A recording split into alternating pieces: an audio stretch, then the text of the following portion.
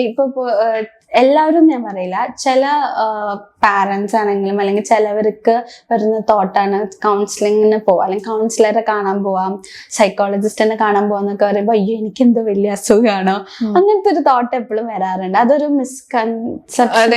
എനിക്ക് തോന്നുന്നു സമയത്ത് നമ്മൾ നമ്മുടെ സ്ട്രെസ് അഡ്രസ് ചെയ്തില്ലെങ്കിൽ നമുക്ക് വലിയ അസുഖങ്ങൾ വരാൻ ചാൻസ് ഉണ്ട്. കാരണം ഇപ്പം കാണുന്ന കുറെ അസുഖങ്ങൾ സൈക്കോസൊമാറ്റിക് ആണ്. ഇപ്പൊ നടുവേന, തലവേന, പിന്നെ ഈ അടുത്ത് ഞാൻ ക്ലയൻസിൽ കാണാൻ തുടങ്ങിയതാണ് ഓട്ടോ ഇമ്മ്യൂൺ ഡിസീസസ് കുറെ വരുന്നുണ്ട്.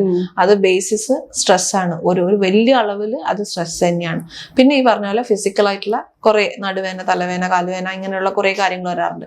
അതിന് അപ്പൊ നമ്മൾ സമയത്ത് ആ ഒരു ചെറിയ സാധനം എടുക്കാണ്ട് പോയതുകൊണ്ടല്ലോ 1-2 മണിക്കൂറിൽ സോൾവ് ചെയ്യാവുന്നത് അവസാനം വലിയ ഓപ്പറേഷൻ വരെ എത്തി നിർത്തേണ്ട യാതൊരു കാര്യമില്ലായിരുന്നു. അതൊന്ന്. രണ്ടാമത്, ഇത് സൈക്കോ അല്ലെങ്കിൽ ഒരു മെന്റൽ ഹെൽത്തിൽ തന്നെ മോശം വരും. അതായത് ചിലപ്പോൾ ആദ്യം തുടങ്ങുന്നത് ഒരു ചെറിയ ബ്രേക്കപ്പ് ട്രോമയിൽ നിന്നായിരിക്കാം. അത് പ്രോപ്പർ സമയത്ത് അഡ്രസ് ചെയ്തില്ല, പിന്നീട് ആൾക്ക് റിലേഷൻഷിപ്പ് ഉണ്ടാവുന്നില്ല, അല്ലെങ്കിൽ ഉണ്ടാവുന്നത് എല്ലാം ബ്രേക്കപ്പ് ആവുന്നു. അങ്ങനെ പോയി അയാളൊരു സൈക്യാട്രിക് ആയിട്ടുള്ള കണ്ടീഷനിലേക്ക് എത്തിയാലോ. അതെ, കൂടുതൽ കോംപ്ലിക്കേഷൻ. അപ്പൊ ആ തലവേന എന്ന് പറയുന്ന സ്റ്റേറ്റിൽ തന്നെ നമ്മൾ അതിനെ അഡ്രസ് ചെയ്യാന്നുള്ളതാണ്. പിന്നെ അതിനെ ബ്രെയിൻ ട്യൂമർ ആക്കാൻ വെക്കണ്ട.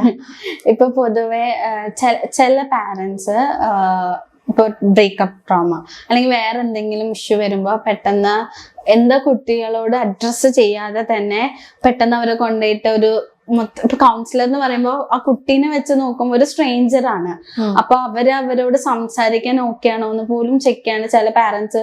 ഓക്കെ, ഒരു കംപ്ലീറ്റ് സ്ട്രേഞ്ചറിന്റെ അടുത്ത് നിങ്ങൾ അവരോട് സംസാരിക്കോ അല്ലെങ്കിൽ അവർ ട്രീറ്റ് ചെയ്യട്ടെ എന്ന് പറഞ്ഞാൽ ചെന്ന് കൊണ്ടാക്കാറുണ്ട്. ആ ഒരു കാര്യം ശരിയായി തോന്നുന്നുണ്ടോ? അവിടെ എനിക്ക് കമന്റ് ചെയ്യാനുള്ളത് ആ കൗൺസിലേഴ്സിന്റെ ഇത് തന്നെയാണ്. ആ പൈസ മേടിക്കരുത്, ആ സെഷൻ എടുക്കരുത്. കാരണം ആദ്യം തന്നെ നമ്മുടെ അടുത്തേക്ക് ഒരാൾ വരുമ്പോൾ ചോദിക്കേണ്ടത് വരാൻ ഉദ്ദേശിക്കുന്ന ആള് വില്ലിങ് ആണോ എന്നുള്ളതാണ്. അവരുടെ പേരൻസോ ഭാര്യയോ ഭർത്താവോ ആര് വില്ലിങ് ആയിട്ടും കാര്യമില്ല.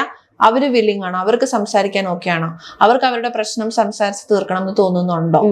അങ്ങനെയാണെങ്കിൽ മാത്രമേ ആ പൈസ മേടിക്കാവൂ. വെറുതെ പൈസ കയ്യിൽ മേടിച്ചു വന്നിട്ട് നിങ്ങളുടെ കുട്ടി ഞാൻ പറയണ കേൾക്കണില്ല, ഇത് അറിയായിരുന്നില്ല ആ കുട്ടി വില്ലിങ്ങിലായിട്ടല്ല വരുന്നത്, അത് മേടിക്കരുത്. കാരണം പേരൻസ് ചിലപ്പോൾ കൊണ്ടുവരും. കാരണം അവർക്ക് നിങ്ങൾ എന്താ പഠിച്ചിരിക്കുന്നത്, കൗൺസിലറിന് എന്താ അറിയാവുന്നതെന്ന് ഇവർക്ക് അറിയില്ല. ഇവർക്ക് അവരുടെ കുട്ടി വിഷമിക്കുന്നതേ കാണാൻ പറ്റുന്നുള്ളൂ.